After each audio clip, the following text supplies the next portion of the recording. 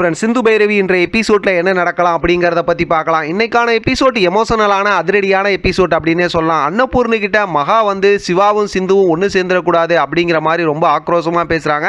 அன்னபூர்ணியும் சிவா வந்து நான் சொல்கிறது தான் கேட்பான், சிந்து என்ன சொன்னாலும் கேட்க மாட்டான், இருந்தாலும் நீ சிந்து மேலே ஒரு கண்ணை வச்சு பார்த்துக்க அப்படிங்கிற மாதிரி சொல்கிறாங்க. இப்போ அன்னபூர்ணிக்கு சொன்னதுமே மகாவுக்கு வந்து ரொம்ப சந்தோஷமாயிடுது. சரி அப்படிங்கிற மாதிரி சொல்லிட்டு கிளம்பிடுறாங்க. இப்போ நம்ம ஏற்கனவே ப்ரொமோவில் பார்த்த மாதிரி இப்போ பைரவியை பார்க்கறதுக்கு சிந்து வந்து பேசுகிறாங்க. பைரவி ரொம்ப தான் பேசுகிறாங்க.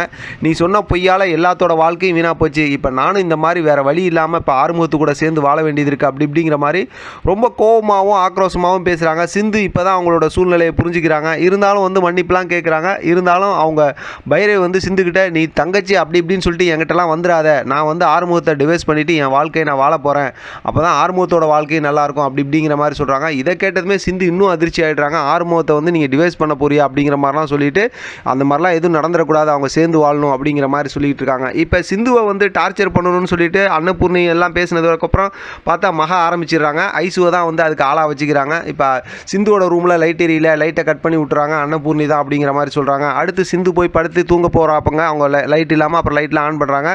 அதையும் வந்து பார்த்தோம்னா ஐசு பார்த்துட்டு போகிறாங்க. இவங்க ரெண்டு பேத்துக்குள்ளார இதை பேசி வில்லத்தனம் பண்ணிகிட்டு இருக்காங்கன்னு வச்சுக்கலாம். அதுக்கப்புறம் சிந்து தூங்கிட்டு இருக்காங்க. குடத்தில் இருக்க தண்ணியெல்லாம் ஓட்ட போட்டு விட்டு அவங்க மேலே தண்ணியெல்லாம் வர மாதிரியும் அவங்கள தூங்க விடாமல் இந்த மாதிரிலாம் டார்ச்சர் பண்ணிக்கிட்டு அவங்களுக்கு இடைஞ்சல் கொடுத்துக்கிட்டே இருக்கிறாங்க. அதை பார்த்துட்டு இப்போ பார்த்தோம் அப்படின்னா அவங்க சந்தோஷப்படுறாங்க, யார் மகாவும் ஐசும். ஆனால் சிந்து ரொம்ப கஷ்டப்பட்டு அதெல்லாம் க்ளீன் பண்ணிவிட்டு அப்படியே உட்காந்துக்கிட்டே தூங்கிட்டு பழைய விஷயங்கள் எல்லாமே நினச்சி பார்க்குறாங்க. என்ன பஞ்சாயத்து நடந்துச்சு, அதுக்கப்புறம் பர்த்டேயில் என்ன நடந்துச்சுங்கிறதெல்லாம் எல்லாம் நினச்சி பார்த்துக்கிட்டே இவங்க ஒரு பக்கத்து கவலைப்பட்டு இருக்காங்க. இன்னொரு பக்கத்து பார்த்தோம் அப்படின்னாக்கா இப்போ சிவா வந்து அன்னபூர்ணிக்கிட்ட பேசுகிறாங்க.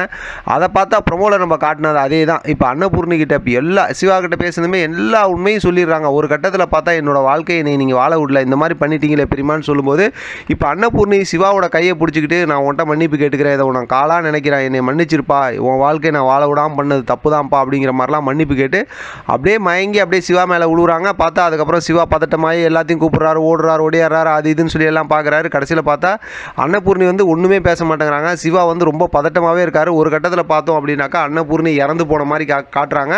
இப்போ சிவா வந்து அப்படியே தலையில் அடிச்சுக்கிட்டு அழுதுட்டு அப்படியே உட்காந்துருக்காரு. அதோடு இன்றைக்கான எபிசோட் முடிச்சிருக்காங்க. நாளை அப்படிங்கிற எபிசோடில் சூப்பரான ஒரு குட்டி ப்ரோமோ காட்டியிருக்காங்க.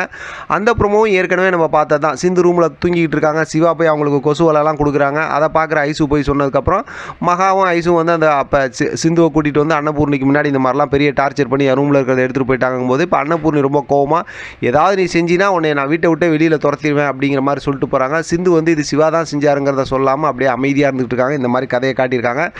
மொத்தத்தில் நமக்கெல்லாம் நல்லாவே தெரியும் இப்போ வந்து இன்றைக்கான எபிசோடில் சிவா கிட்ட அன்னபூர்ணி வந்து பேசுனது கனவு தான் நினச்சி பார்த்துருக்காங்க அப்படின்னு.